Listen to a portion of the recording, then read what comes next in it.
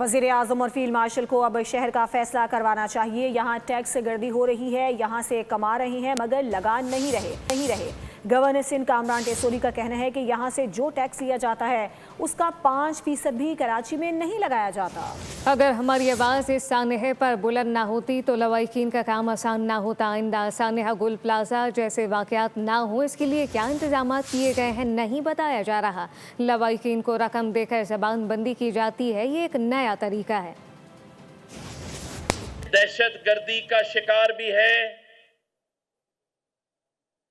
और ये जो टैक्स गर्दी हुई है कि वसूल हमसे किया है और हम पे लगा नहीं रहे। या कराची में कोई भी वाकया हो तो वहां पहुंचकर आपकी आवाज से आवाज बनने की कोशिश की है और वो आवाज आइंदा भी उठाते रहेंगे।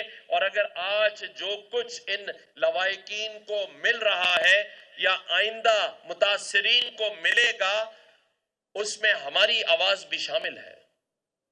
अगर वो आवाज ना उठती तो शायद इतनी आसानी से ये काम ना हो पाता।